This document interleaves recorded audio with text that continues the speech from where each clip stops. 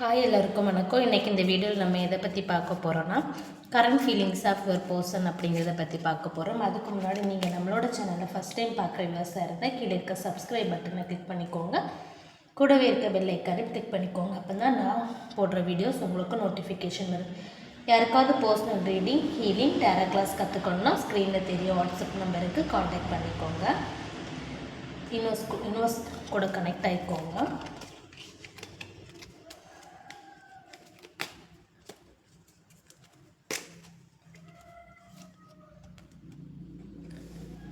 Four of Wands,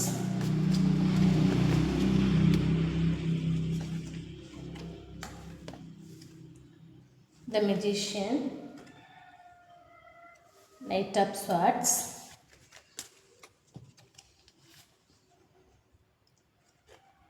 Six of Wands, Ace of Wands,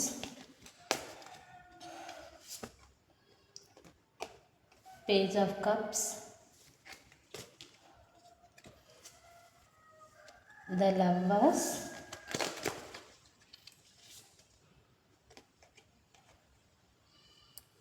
Queen of Swords, Death to Rebirth, King of Cups, King of Swords,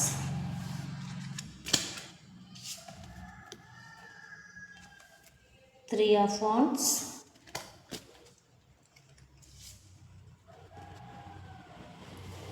Ten of Pentacles,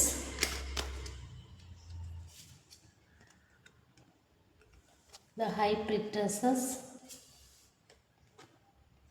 Ten of Cups, Ten of Swords,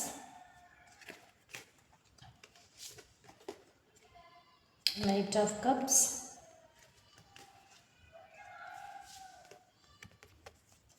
Seven of Pentacles, Queen of Cups, Seven of Cups. Okay, இது reading, general reading, timeless reading, collective reading. எல்லாருக்கும் எல்லா இன்ஃபர்மேஷனும் மேட்சாக இருக்காது. உங்கள் லைஃபுக்கு தேவையான positive energy மட்டும் எடுத்துக்கோங்க. நெகட்டிவ் எனர்ஜியை ரிஜெக்ட் பண்ணிக்கோங்க. ஓகே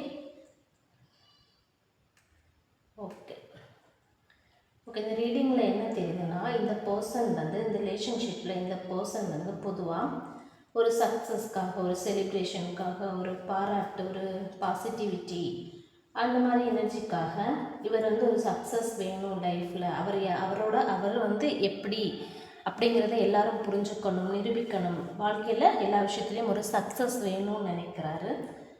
ஸோ அதனால் இந்த பர்சன் வந்து இந்த சக்ஸஸுக்காக இப்போ கொஞ்சம் முயற்சிகள் பண்ணிகிட்ருக்க மாதிரி தெரியுது. இப்போ இந்த பர்சனோட மைண்ட் செட் எப்படி இருக்குன்னா, ரொம்ப டார்க்னஸ்ஸாக தான் இருக்கிறாரு. ஏன்னா ஒரு இருட்டில் சிக்கிக்கிட்ட மாதிரி தான் அவர் இருக்கார். ஏன்னா த்ரீ ஆஃப் பெண்டக்கல்ஸ் கார்டு வந்திருக்காது. என்னென்னா ஒரு தேர்ட் பர்சன் இல்லைன்னா வெளியில் இருந்த ஒரு பர்சன் கூட இவங்களுக்கு ஒரு பர்சனோட இன்ஃப்ளூயன்ஸ்னால் இந்த பர்சன் வந்து மற்றவங்களை வந்து ஜட்ஜ் பண்ணுறாரு. சரியா? அந்த பர்சனோட பேச்சை கேட்டுட்டு இந்த பர்சனோட பார்ட்னரான உங்களை வந்து ஜட்ஜ் பண்ணுறாரு. ஸோ அதனால இந்த பர்சன் வந்து இப்போ கரண்ட்லி ஒரு இருட்டில் இருக்கிறாரு.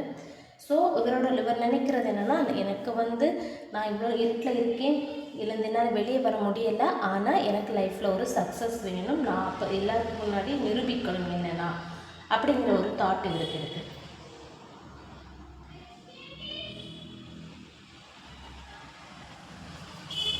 வெளியிலிருந்து ஒரு பர்சன் வந்து கேட்குறாங்க அவங்க பர்சன்கிட்ட, ஒருத்தவங்க இந்த அளவுக்கு ஒருத்தவங்களை நேசிக்க முடியுமா, லவ் கொடுக்க முடியுமா, நீங்கள் எதுக்கு இவ்வளோ லவ் கொடுக்குறீங்க அவங்களுக்கு, அவங்கள ஏன் கண்மூடித்தனமாக நம்புறீங்க, அவங்க உங்களுக்கு என்ன பண்ணாங்க, ஸோ நீங்கள் அவங்களுக்காக ஏன் இவ்வளோ லவ் கொடுக்குறீங்க, இப்படி இந்த மாதிரி கொஸ்டின்ஸ் சொல்லி இந்த பர்சனை கொஞ்சம் குழப்பி விட்ருக்காரு. ஆனால் உண்மையிலே இவர் வந்து எந்த ஒரு எதிர்பார்ப்பு இல்லாமல் உண்மையாக தான் அவங்கள நேசித்தார்.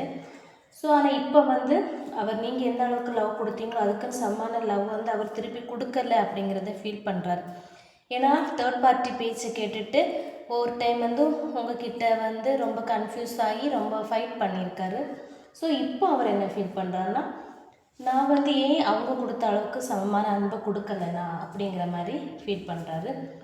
அவர் ரொம்ப ஈகோ அவங்ககிட்ட காட்டியிருக்காரு. மற்றவங்க பேச்சை கேட்டிருக்காங்க, அவங்கள ஹர்ட் பண்ணியிருக்காங்க, உங்களை ஹார்ட் பிரேக் செஞ்சுருக்காங்க. ஸோ இதெல்லாம் தான் அவர் வந்து இப்போ ஃபீல் பண்ணுறதுக்கு காரணமாக இருக்குது. நான் ஏன் அவங்களுக்கு இவ்வளோ குறைவான ஒரு அன்பை கொடுத்தேன், என்னை அவங்கள எந்த அளவுக்கு நேசித்தாங்க, ஆனால் நான் ஏன் உங்களுக்கு இவ்வளோ அன்பு குறைவாக கொடுத்தேன் அப்படின்னு உங்கள் பார்ட்னர் வந்து ஃபீல் பண்ணுறாரு.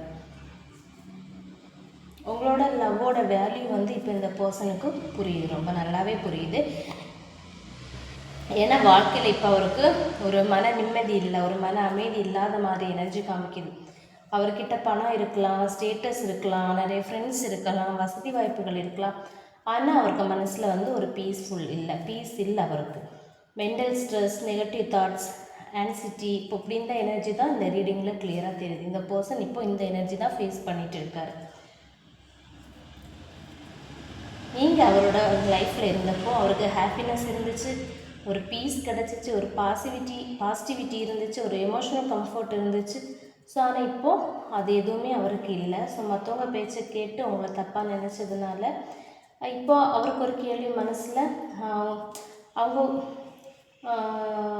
அவங்க உண்மையாகவே என்னை நேசித்தாங்களா அப்படிங்கிற ஒரு கேள்வியுமே அவருக்கு இருக்குது. ஏன்னா ரொம்ப டீப்பாக சிந்திக்கும்போது அவருக்கு என்னென்னா, நான் இந்த அளவுக்கு ஹர்ட் பண்ண பிறகும் அவங்க எனக்கு அன்பு கொடுத்தாங்க, அது உண்மையான அன்பா?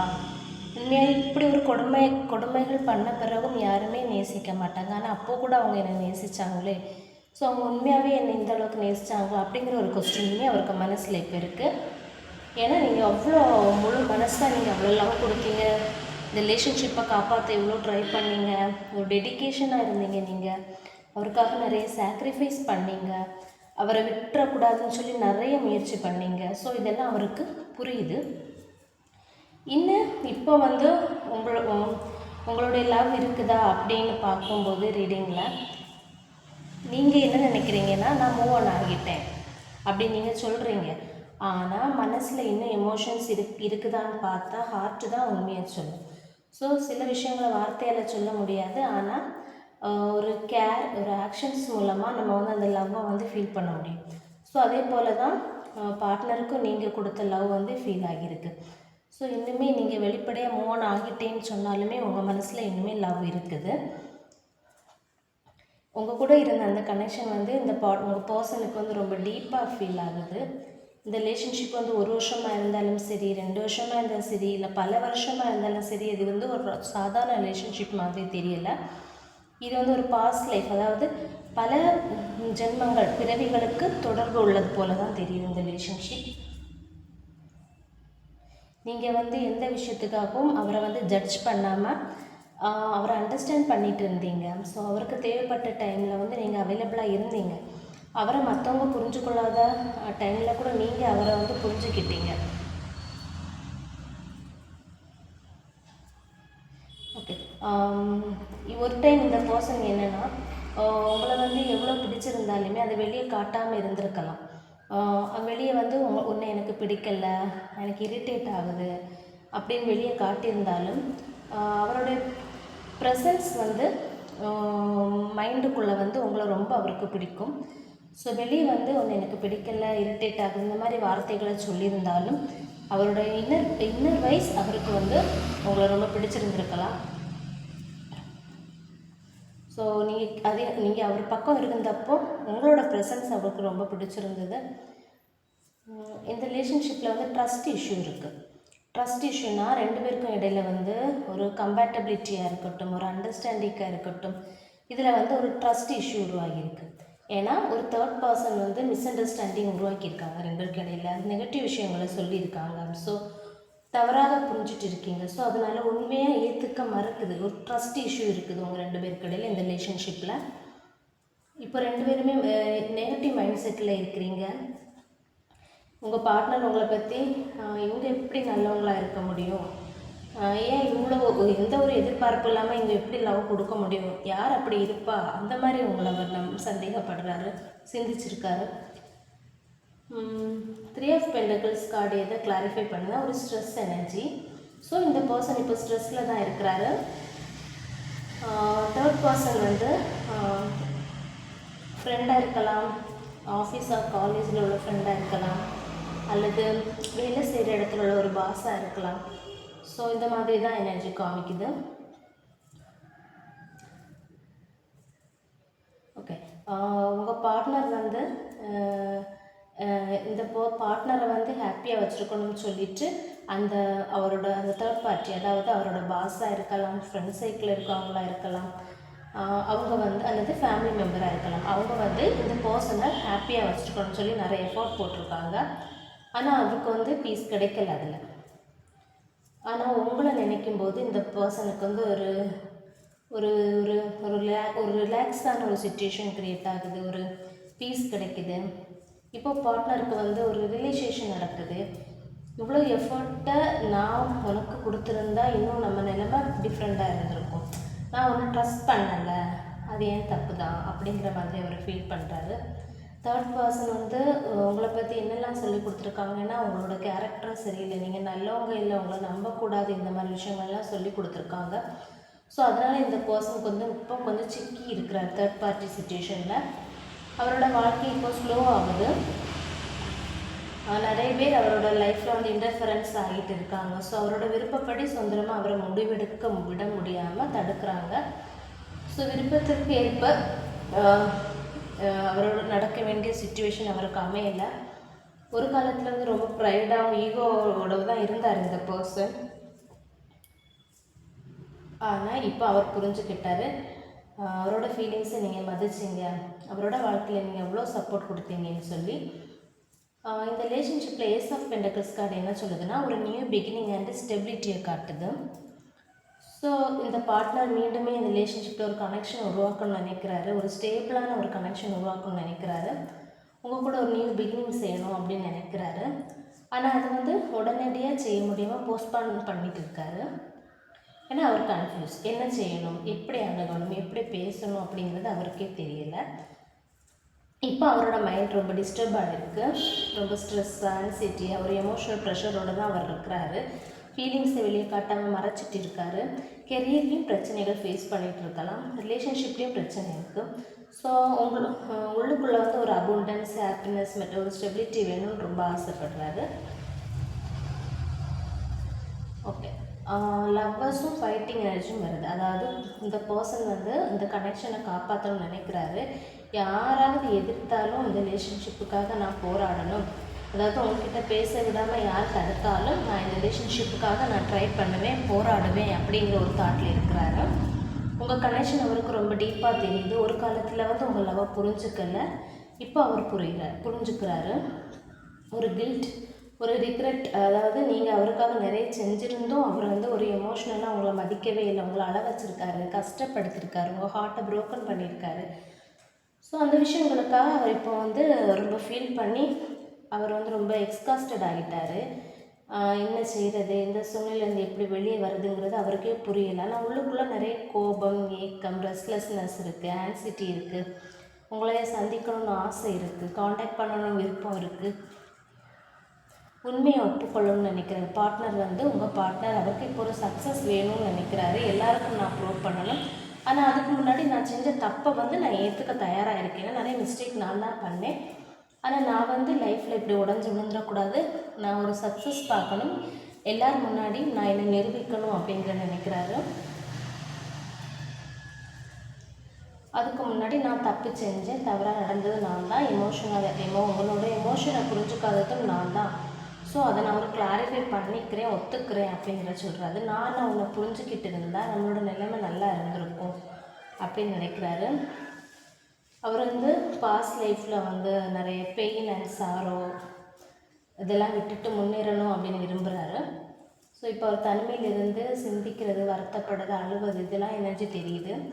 ஸோ தேர்ட் பார்ட்டி வாழ்க்கையை விட்டு வெளியேறணும்னு அவர் நினைக்கிறாரு.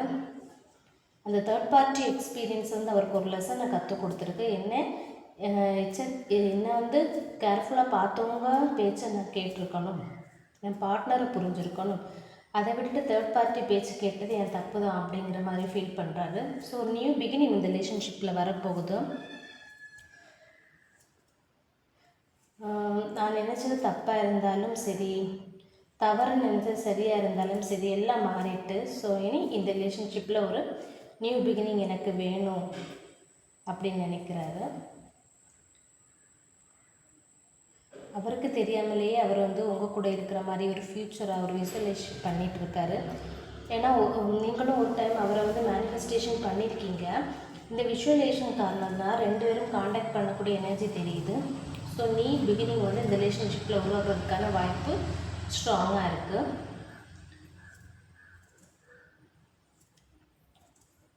ஓகே, அவரோட மனசில் வந்து சேஞ்சஸ், ஒரு ட்ரான்ஸ்ஃபர்மேஷன் நடக்கிற மாதிரி எனர்ஜி காமிக்குது. ஸோ அவரோட தாட்ஸாக இருக்கட்டும், ஃபீலிங்ஸாக இருக்கட்டும், ரிலேஷன்ஷிப் பற்றி பார்க்குற பார்வையாக இருக்கட்டும், உங்களை பற்றி எண்ணமாக இருக்கட்டும், எல்லாமே மாறிட்டு இருக்கு. ஸோ எனக்கு இந்த கனெக்ஷன் தான் வேணும் அப்படிங்கிறத இவர் ஃபீல் பண்ணுறாரு. ஆனால் கொஞ்சம் கில்ட் இருக்குது அவருக்கு, ரெகுரெட்டும் அதிகமாக இருக்குது. ரிலேஷன்ஷிப்பை காப்பாற்றணும் அப்படின்னு அவர் ட்ரை பண்ணணும் அப்படிங்கிற தாட் அவருக்கு இப்போ வந்திருக்கு.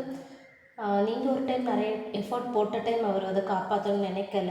பட் இப்போ அவர் வந்து காப்பாற்றணும்னு நினைக்கிறாரு. உங்கள் ட்ரஸ்ட்டை திரும்ப பெறணும் அப்படின்னு நினைக்கிறேன். ஏன்னா உங்கள் ட்ரஸ்ட்டை அவர் உடைச்சிருக்காரு. நீங்கள் அவங்கள வந்து திரும்பவும் ட்ரஸ்ட் பண்ணாமல் இருந்திருக்கீங்க அப்படிங்கிறது அவருக்கு நல்லாவே தெரியுது. அதனால உங்களோட ட்ரஸ்ட்டு ஜெயிக்கணும் அப்படின்னு நினைக்கிறாரு. உங்கள் ஹார்ட்டை ஜெயிக்கணும், நான் உண்மையாகவே லவ் பண்ணுறேங்கிறது உனக்கு புரிய வைக்கணும் அப்படிங்கிறது நினைக்கிறாரு. ஒரு ஈக்குவல் கிவ் அண்ட் டேக் கொடுக்கணும்னு நினைக்கிறாரு. ஓகே, இப்போ இந்த பர்சன் வந்து ஒரு பேர்டனில் சிக்கியிருக்காரு. ஆனால் அந்த சுச்சுவேஷன்லேருந்து வெளியேறணும்னு நினைக்கிறாரு. தேர்ட் பார்ட்டி விட்டு வெளியேறணும்னு நினைக்கிறாரு. கெரியரை சரி செய்யணும், வாழ்க்கையை ஸ்டேபிள் ஆக்கணும், ரிலேஷன்ஷிப்பை பாசிட்டிவாக கொண்டு போகணுங்கிற தாட்டு தான் அவருக்கு இருக்குது. நான் திரும்பி வந்தால் நீ எதிர்பார்க்காத அளவுக்கு நானும் லவ் பண்ணுவேன் அப்படிங்கிற மாதிரி அவரோட எனர்ஜி இருக்குது. ஏன்னா இந்த பர்சன் வந்து லைஃப்பில் நிறைய விஷயங்களை அனுபவித்துட்டார். ஸோ இது மூலம் இந்த ரிலேஷன்ஷிப்பில் எனக்கு என்ன தேவை அப்படிங்கிறத அவர் புரிஞ்சுக்கிட்டார். நிறைய விஷயங்களை அனுபவித்த பிறகு அவர் ஃபைனலாக புரிஞ்சுக்கிட்டது ஒரு ரெஸ்பெக்ட், ஒரு லவ், ஒரு ஃப்ரீடம், ஒரு சப்போர்ட், ஒரு அண்டர்ஸ்டாண்டிங், ஒரு எமோஷனல் கனெக்ஷன், இதுக்கு தான் வேல்யூ அப்படிங்கிறத அவர் புரிஞ்சுக்கிட்டாரு. ஸோ திருப்பியும் உங்களை ட்ரஸ்ட் செய்யணும் அப்படின்னு நினைக்கிறாரு. இந்த பர்சன் உங்கள்கிட்ட ஒரு விஷயத்தை விரும்புகிறாரு. ஏன்னா ஒரு கடைசி முறை என்னை நீ நம்ப, ட்ரஸ்ட் செஞ்சு பாரு. நான் வந்து உன்னோட நீயும் நானும் சேர்ந்து வேறொரு இடத்துக்கு சேர்ந்து அமைதியாக ஒரு லைஃப் வாழலாம். ஸோ ஒரு வாட்டி என்ன நம்பு அப்படிங்கிற மாதிரி சொல்ல விரும்புகிறாரு. இந்த ரிலேஷன்ஷிப்புக்கு எதிராக ஃபேமிலி, சொசைட்டி, வேறு யார் இருந்தாலும் நான் அதை வந்து ஃபேஸ் பண்ண தயாராக இருக்கேன் அப்படிங்கிற ஒரு பாசிட்டிவ் இதில் இருக்கார். அவர் உங்கள் கூட ஃப்யூச்சரில் வாழ்கிற மாதிரி இமேஜின் பண்ணி பார்க்குறாரு. இவருக்கு வந்து மேரேஜ் பண்ணிக்கணுங்கிற தாட் இருக்குது. மேரிட் கப்பிள் அப்படின்னா மேரேஜை வந்து இம்ப்ரூவ் பண்ணணும், நல்ல நிலைக்கு வரணும் அப்படிங்கிற ஒரு தாட் இருக்குது. ஓவராலாக இந்த ரீடிங்கில் என்ன தெரியும்னா, இந்த பர்சன் வந்து அவரோட பழைய எண்ணங்கள் எல்லாம் மாற்றிருக்காரு. முன்னாடி மற்றவங்க பேச்சை கேட்டிருக்காரு, இப்போ அந்த தப்புன்னு புரிஞ்சுக்கிட்டாரு. உங்களோட லவ்வோட வேல்யூ புரியுது. உங்களை வந்து ட்ரஸ்ட் பண்ணணும், நீங்களும் அவரை ட்ரஸ்ட் பண்ணணும்னு நினைக்கிறாரு. மீண்டும் இந்த ரிலேஷன்ஷிப்பில் ஒரு கனெக்ஷன் உருவாக்கணும், நியூ பிகினிங் வேணும், ஸ்டேபிளான ஒரு ரிலேஷன்ஷிப் இருக்கணும் அப்படின்னு நினைக்கிறாரு. தேர்ட் பார்ட்டி, வெளியிலேருந்து வரவங்க இன்டிஃபரன்ஸ் ஆகிறத நம்ம தடுக்கணும் அப்படின்னு நினைக்கிறாரு. ஃப்யூச்சர் பார்க்கணும் நம்ம ரிலேஷன்ஷிப்பில். அவரோட எண்ணங்கள், ஃபீலிங்ஸில் மாற்றம் இருந்தாலும் நடைமுறையில் அவர் எடுக்க ஆக்ஷன் தான் உண்மையான தீர்மானிக்கும். ஸோ அதனால் இந்த பர்சன் வந்து நல்ல ஒரு டிசிஷன் எடுக்கிறதுக்கு, ஏன்னா நிறைய சேஞ்ச் ஆகியிருக்காரு, லைஃப்பில் சக்ஸஸ் பார்க்கணும்னு நினைக்கிறாரு. ஸோ அவர் வந்து ஒரு டிசிஷன் எடுக்கிறதுக்கான பாசிபிலிட்டிஸ் அதிகமாக இருக்குது. உங்களை காம்ப்ரமைஸ் பண்ணதுக்கான பாசிபிலிட்டிஸும் அதிகமாக இருக்குது. ஓகே, இம்பார்ட்டன்ட் லெட்டர்ஸ் பார்க்கலாம். N important, T important, F important, S important, O important, W important. Important numbers பார்க்கலாம். 1 important, 2 important, 7 important, 15 important, 27 important, 13 important. Important age பார்க்கலாம். 16, 18, 22, 25, 32, 38, 43, 45. Important colors பார்க்கலாம். White, sandal, pink, lavender. Important angel number பார்க்கலாம். Important angel number 444 யாரெல்லாம் அடிக்கடி பார்க்குறீங்களோ அவங்களுக்கு இந்த video resonate ஆகலாம். Resonate ஆகிறவங்க மட்டும் எடுத்துக்கோங்க, மற்றவங்க இதை ஒரு கைடன்ஸ் மாதிரி எடுத்துக்கோங்க. சில பேருக்கு ஒரு டவுட் இருக்குது, இந்த ரீடிங்கில் அவர்னு சொல்கிறீங்க, அது யார் அப்படின்னு டவுட் இருக்குது.